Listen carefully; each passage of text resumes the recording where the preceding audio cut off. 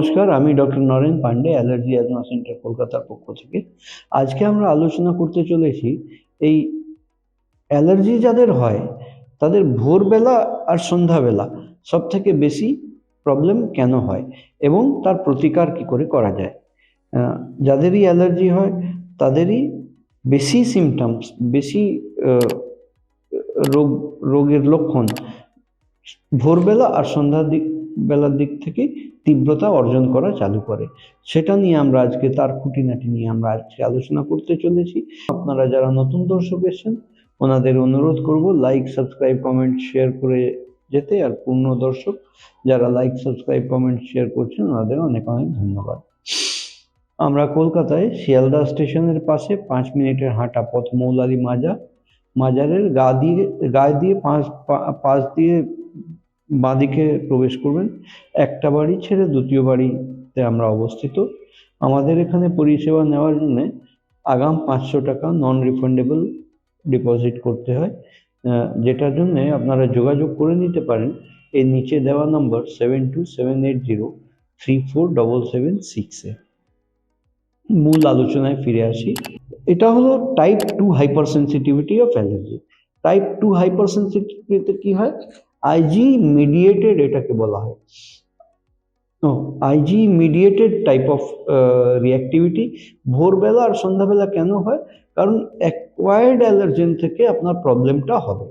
Acquired অ্যালার্জেনটা কি? Allergen কি সব থেকে আগে বুঝতে হবে। অ্যালার্জেন বলতে স্বাভাবিক বস্তু যেগুলো আমাদের শরীরে প্রবেশ করছে এবং স্বাভাবিক সবার শরীরে প্রবেশ করছে, কিন্তু তাদের মধ্যে থেকে কিছু কিছু বস্তু আমার শরীরের মধ্যে হাইপার সেন্সিটিভিটি করছে, হাইপার রিঅ্যাক্টিভিটি করছে, আমার শরীর তাকে সহ্য করে নিতে পারছে না। আমরা এবার অ্যালার্জি হলে প্রথমে খুঁজতে চালু করি বিভিন্ন খাদ্য পদার্থ, কোন কোন জিনিস খেলাম, কবে কি খেয়েছিলাম, কাল কি খেয়েছিলাম, সকাল কি খেয়েছিলাম, বিকাল কি খেয়েছিলাম, পরশুকে কি খেয়েছিলাম, এগুলো নিয়ে আমরা খুঁজতে চালু করি। কিন্তু খুঁজে খুঁজে কোনো খেউ হারিয়ে ফেলি, আমরা কোনো সুরাহা খুঁজে পাই না। তার কারণ হচ্ছে যে প্রথমেই বললাম যে যে নর্মাল সাবস্টেন্সগুলো আমাদের শরীরে প্রবেশ করছে। নর্মাল সাবস্টেন্স শরীরে প্রবেশ করার দুটো পদ্ধতি, একটা হলো মেজারলি, একটা হলো ফুড, যেগুলো খাওয়া দাওয়া আমরা করছি শরীরে প্রবেশ করছে। দ্বিতীয় হলো যে নিঃশ্বাস পান আমরা করছি, নিঃশ্বাস নিচ্ছি ছাড়ছি। এই নিঃশ্বাস নেওয়া ছাড়াতে প্রচুর পরিমাণে এনভায়রনমেন্টাল অ্যালার্জেন্স আছে যারা আমাদের শরীরে প্রবেশ করে, এবং লাংয়ের ভেতরেই মাস্ট সেল বসে আছে, রিসেপ্টর সেল, যেগুলো এগুলোকে রিসিভ করে, আর রিসিভ করে হাইপার সেন্সিটিভ রিয়াকশন ক্রিয়েট করে টার্গেট অর্গানের সিগন্যাল পাঠিয়ে টাইপ 2 হাইপার সেন্সিটিভ রিয়াকশন করে। আর তার ক্ষেত্রেই কিন্তু এই সিমটমেটিক অ্যারাউজাল হয়। এবার মূল আলোচনায় আসি যে ভোরবেলা আর সন্ধ্যাবেলা কেন। ভোরবেলা সন্ধ্যাবেলা আমরা জেনারেলি জেনে থাকি যে ভোরবেলা সূর্যের আলো নেই, তাই ঠান্ডা আছে বলে আমার ঠান্ডা লেগে গেছে, বা বিকেলে সূর্য নেমে গেছে, সূর্যের তাপ নেই বলে একটু অ্যাটমসফিয়ার ঠান্ডা হয়েছে বলে আমার ঠান্ডা লেগেছে। কিন্তু এটা কারেক্ট সিনারিও নয়, এটা এটা একটা আমাদের পারসেপশন, এটা আমরা ভাবি। এক্স্যাক্টলি কি হয়, আমাদের অ্যাটমসফিয়ারে যে ফনা অ্যান্ড ফ্লোরা আছে, যে বিভিন্ন গাছগাছড়া আছে, এরা সারা রাত কার্বন ডাইঅক্সাইড রিলিজ করে আর অক্সিজেন পান করে। সকালে যেই সূর্যোদয় হয় তখনই এরা ফটোসিনথেসিস স্টার্ট হয়, এই পুরো রেসপিরেটরি প্যাটার্ন আপসাইড ডাউন হয়ে যায়, আর যত আনবাউন্ড পোলেন্স আছে সেগুলো অ্যাটমসফিয়ারে রিলিজ হয়ে যায়। সেগুলো কিন্তু আমাদের শরীরে প্রবেশ করে নিঃশ্বাস প্রশ্বাসের মাধ্যমে। অর্থাৎ আর্লি মর্নিংয়ে যেখানে নিঃশ্বাসের প্যাটার্ন পুরো প্লান্টসের উল্টে গেছে, সেখানে একটা বানচাল হয়ে গেছে তার ইন্টারনাল সিস্টেমে।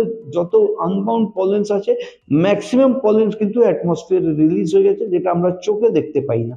সেগুলো আমাদের অ্যাটমসফিয়ার থেকে এসে নিঃশ্বাসের সাথে ভেতরে প্রবেশ করে। ঠিক এই সিনারিওটাই সন্ধ্যাবেলাও চালু হয়, কারণ এই ফটোসিনথেসিস বন্ধ হয়ে যায় আর প্লান্টের আবার রেসপিরেটরি প্যাটার্ন আপসাইড ডাউন হয়ে গেল। তখন কার্বন ডাইঅক্সাইড রিলিজ করতে চালু করলো, অক্সিজেন ইনহেল করতে চালু করলো। তখনও আবার যত সারাদিনে আনবাউন্ড পোলেনগুলো অ্যাকুমুলেট হয়েছিল তাদেরকে তারা ছেড়ে দেয়, রিলিজ হয়ে যায় অ্যাটমসফিয়ারে, এবং এই কার্যকলাপগুলো আমাদের শরীরের ভেতরে চালু করে। এইভাবে কিন্তু ডিপেন্ডেন্সিতে জীবনযাপন চালানো সম্ভব না।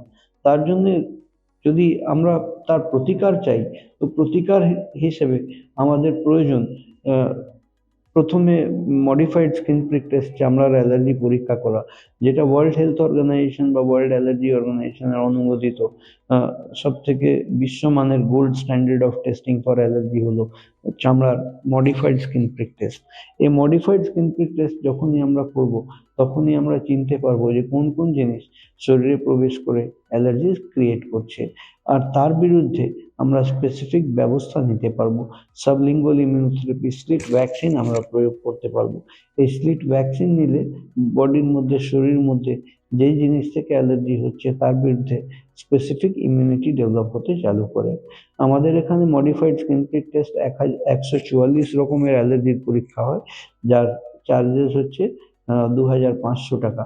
1000 টাকা আমাদের এখানে কনসালটেশন ফি আছে, আর 1 বছরের ভ্যাকসিনের কস্ট হচ্ছে 8000 টাকা। আনুষঙ্গিক যদি আরো কিছু পরীক্ষা নিরীক্ষার ওষুধ লাগে, সেগুলোর আলাদা খরচ বহন করতে হয়।